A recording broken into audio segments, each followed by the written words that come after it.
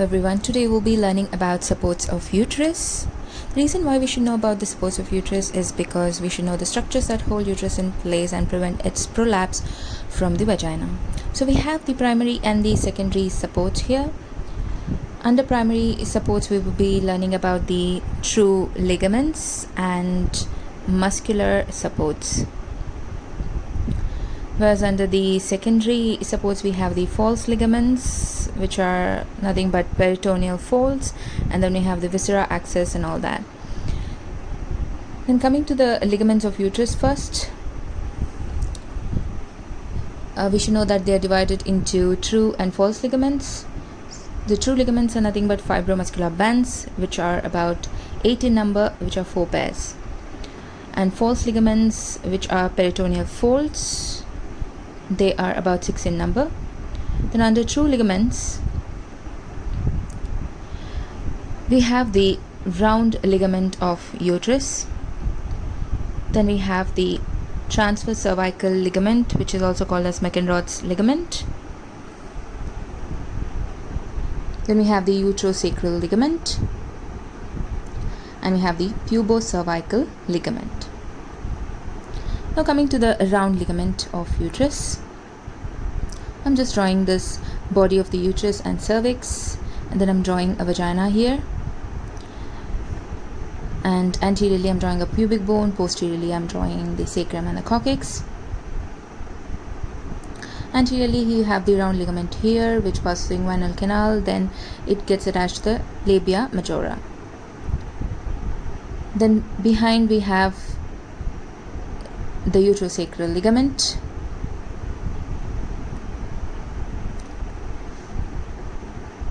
Then we have the true ligaments here. For this I'm going to draw a diagram, and I'm going to show you how these ligaments are attached. So this is the pubic bone anteriorly.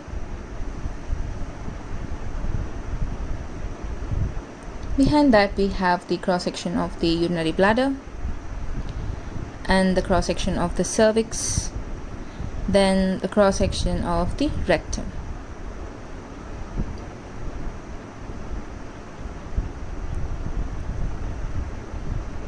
So now I'm marking the urinary bladder here, and then I'm marking the cervix uteri, and then I'm marking the rectum. Now behind the rectum here I'm drawing the sacrum and the coccyx, showing the vertebra here.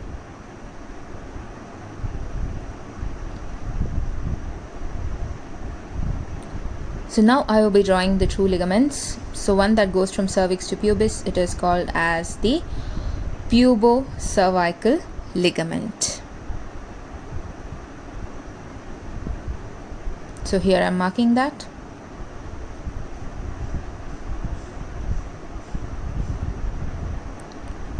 Then behind here, one that goes from cervix to the sacrum, it is the uterosacral ligament.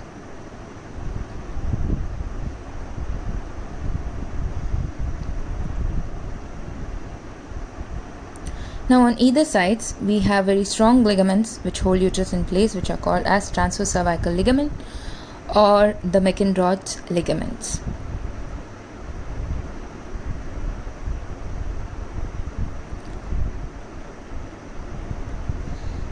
This ligament, it's very important because it holds relation with the ureter, which I'm drawing now,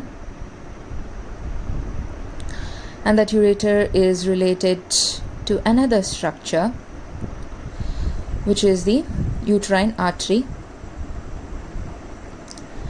This relation is very important when hysterectomy is done, because when you clamp the uterine artery or cut these McEnroth's ligaments, care must be taken to prevent any injury to the ureter.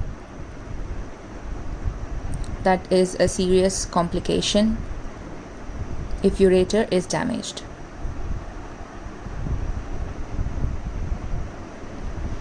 Now the false ligaments, Firstly, we have the uterovesical fold, which is also called as the anterior false ligament.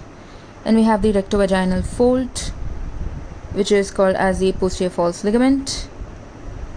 Then we have a pair of rectouterine folds and a pair of broad ligaments.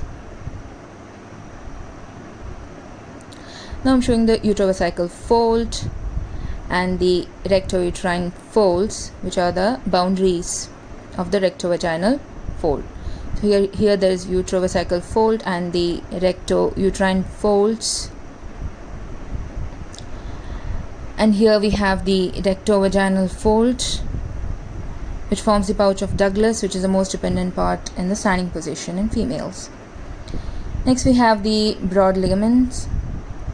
So first I'm drawing the uterus and the fallopian tubes and the ovaries, and I'm doing the same thing on the other side. Here I'm drawing the body of the uterus, then I'm drawing the cervix.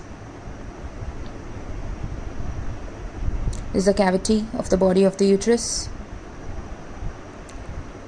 and this is the vagina.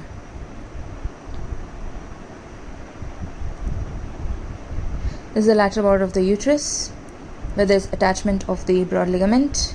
It spans all over the tubes and the ovary,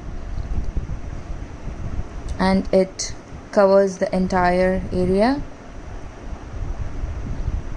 So this is the broad ligament. We have the same thing on the other side as well.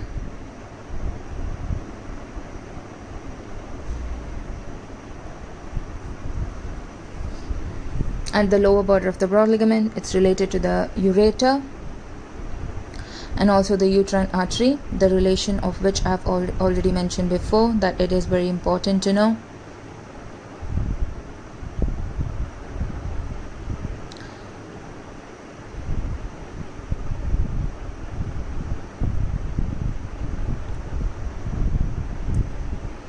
Then around the tube, the broad ligament is called as the mesosalpinx, because salpinx means tube. And the area between the ligament of ovary and the lateral border of the uterus, this is called as the mesometrium. The part of the broad ligament which is at the posterior border of the ovary here, this is called as meso-ovarium. And here we have another modification which is called a suspensory ligament of uterus, or the infundibulopelvic ligament. So here I'm just drawing the sagittal section of broad ligament now.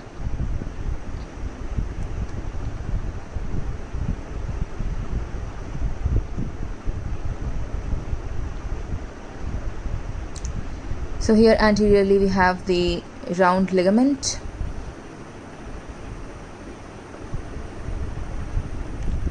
Superiorly we have the fallopian tubes, and posteriorly there is ovary, and there is meso-ovarium, which I mentioned before.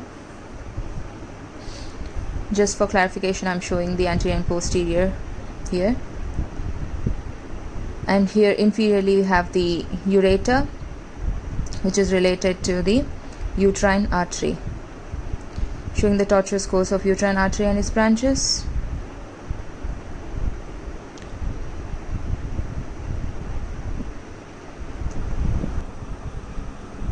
Now we'll be learning about the muscular support. So here I'm drawing the urinary bladder, then I'm drawing the uterus and the vagina and the rectum behind. Here we have the pubic bone anteriorly,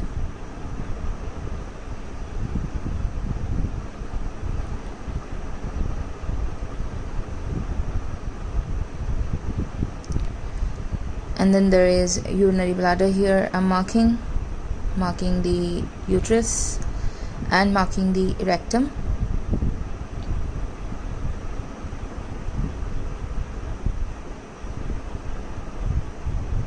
So these are the visceral supports. And then here we have the perineal body, which actually gives insertion to 10 muscles of the pelvic floor. So the muscle that passes from the pubic bone up to the vagina here, it forms a sling. This is called as the pubo-vaginalis muscle, which is a part of the levator ani muscle of the pelvic diaphragm.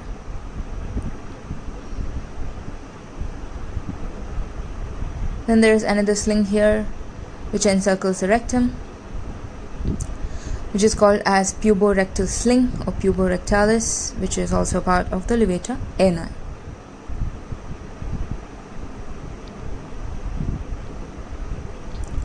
Then I'm just showing the visceral support given by the urinary bladder and the rectum.